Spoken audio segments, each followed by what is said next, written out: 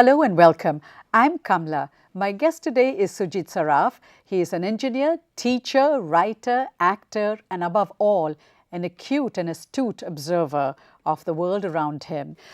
You're also the author of, you've written novels. Yes. And I'm wondering, where do you find the time? I mean, you're a mechanical engineer with a PhD in mechanical engineering. You're involved with Naatak. You write plays for Naatak. And then you write this tomb of a book, The Peacock Throne. And then you write the Sultana Daku. And then your first book, of course, somebody famously said it sank like a samosa. Yeah. Can a samosa That sink? was Time magazine. Can samosas sink? Yeah, they need fact checkers. A samosa floats in oil. But yeah, it didn't do very well. And it's becoming, it's been difficult on and off to write books. Again, when I'm not doing a play, I guess I'm writing a book. So what is the approach for writing a book? Do you take a modular approach? Yeah, I write like an engineer. There are some things that matter to me, particularly Indian politics. So that's The Peacock Throne is a political novel where Chaiwala finds himself. Not Who Wants to Be a Millionaire. No, he through a series of coincidences becomes a member of parliament, and because it is set in 1984 to 1998 India, around the time when most elections were throwing up hung parliaments. So single vote MPs became the determinants of who gets to be prime minister. And that interested you? So political intrigue, particularly a cynical look at all politics is of great interest to me. So there are subjects which are of interest to me. Indian history, of course, of great interest. Sultana Daku was a notorious bandit in 1920. He was eventually captured by a legendary British superintendent of police who was known for catching Dakus, and he was hanged in 1924. What was that policeman's name? He was a man named Frederick Young, a Scotsman, who was very large for one thing. He weighed 284 pounds. You've seen pictures, I'm assuming. Yeah, well, I've read lots of descriptions, and I managed to find people in Britain who are the descendants of police officers who worked with Freddie Young. So I managed to get physical descriptions of Freddie Young and so on. So Indian history is of great interest to me. I'm always at work on some novel or another about the Battle of Palashi or something set in the 1800s or in this case 1920 and so on. So what is your next novel about? I'm at work on a few books, let's say.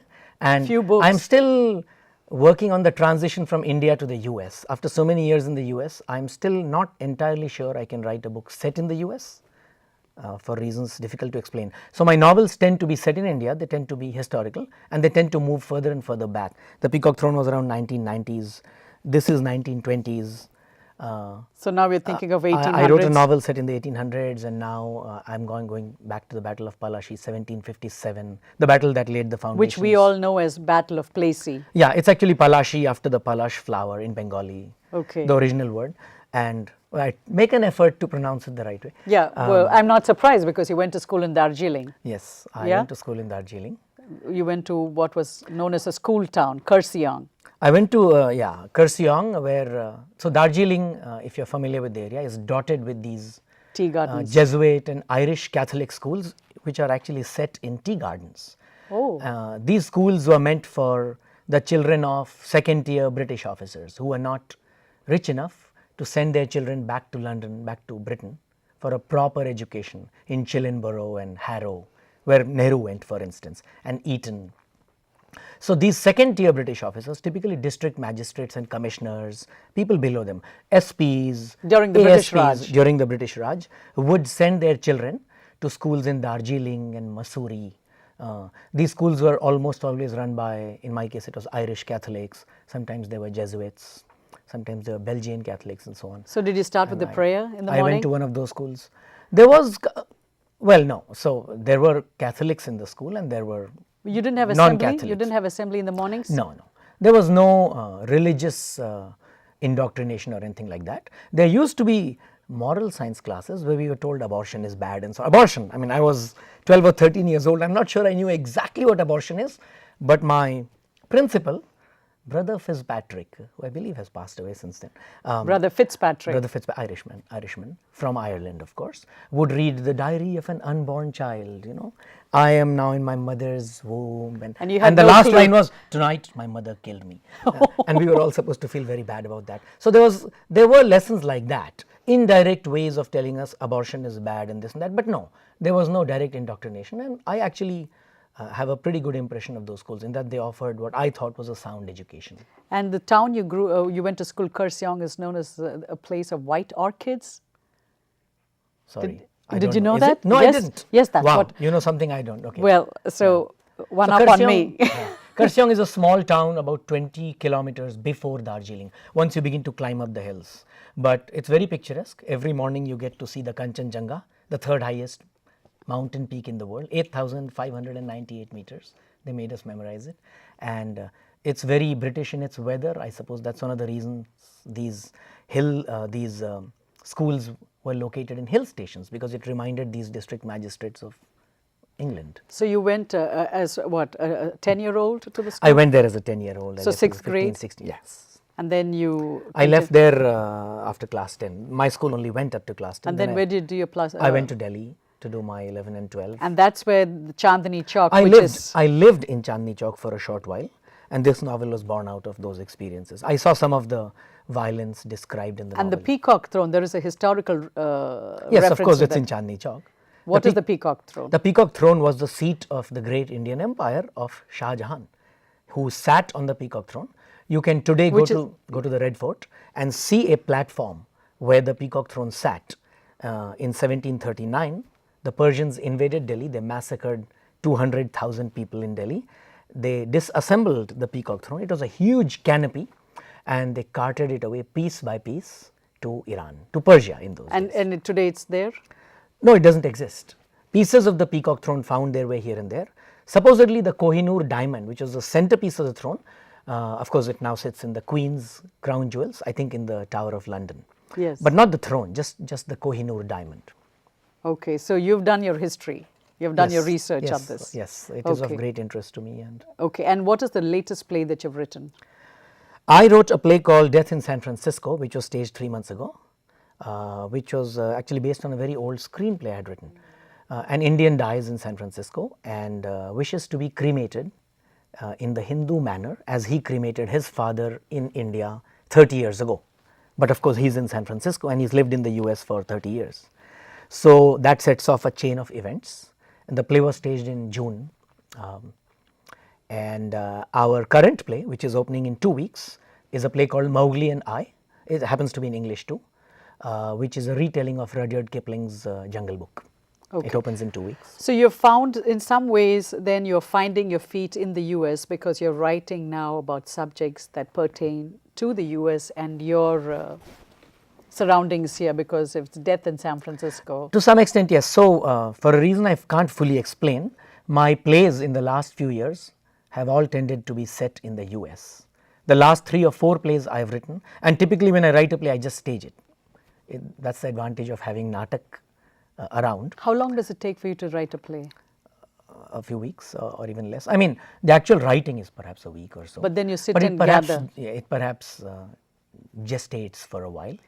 So do you must be a watchful observer. So do you? I hope so, yeah. Do you go to many places to watch? I'm thinking of Mataji, the play, which is based on a very famous lady, Ammaji, who's known as the Hugging Saint. Did you go to her? No, one of my cast members eventually went, but no, by then the play had been written.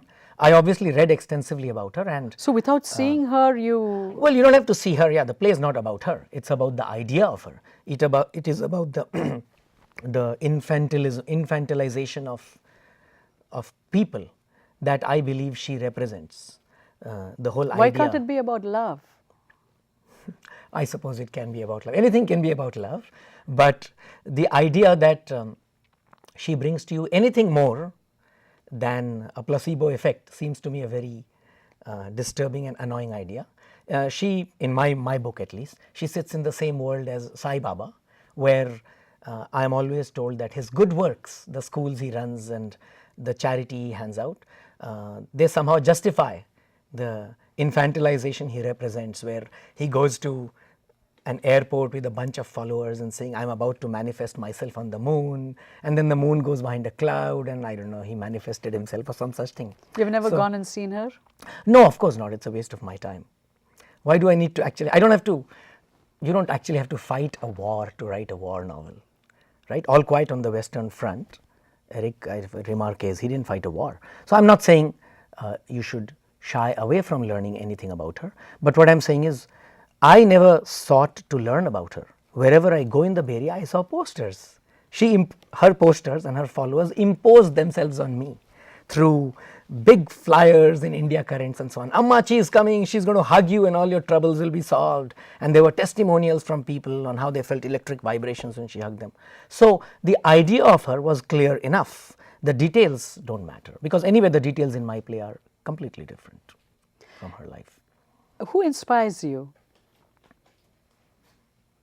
Who inspires you? I probably don't have a name, but obviously there are novelists I like, there are people I admire, and I think people who live in doubt inspire me. Like who? No, let's not name people. What I mean is people who are never certain of anything, I think are a little more honest with themselves. So when I was a kid, I remember a teacher used to say, in fact an Irish Catholic teacher, he of course meant whenever you have a doubt about something I'm teaching, ask. So he used to say, when in doubt, shout. So of course he meant it in the context of a math lesson. If you're in doubt, shout. What he meant was, don't ever hesitate to question me. I think whenever you're in doubt, whenever you're not in doubt, shout.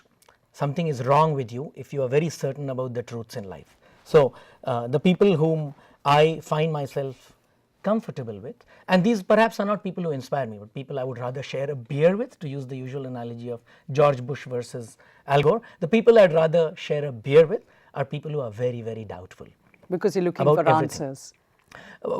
Yeah, because they are looking for answers. They may have found some answers, but they are honest and intelligent enough to doubt those answers. What was your PhD thesis on? You don't want to know. Okay. Advanced steering control of road vehicles.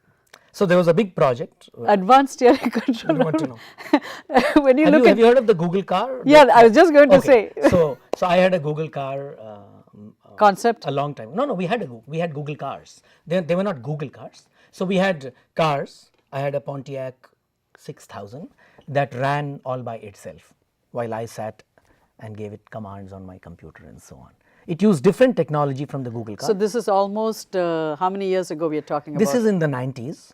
We were part of a large project to automate California highways, and the grand vision was a bunch of cars moving in a soft train. They wouldn't be physically attached to each other, but they'd be moving together, all with regulated speed and so on.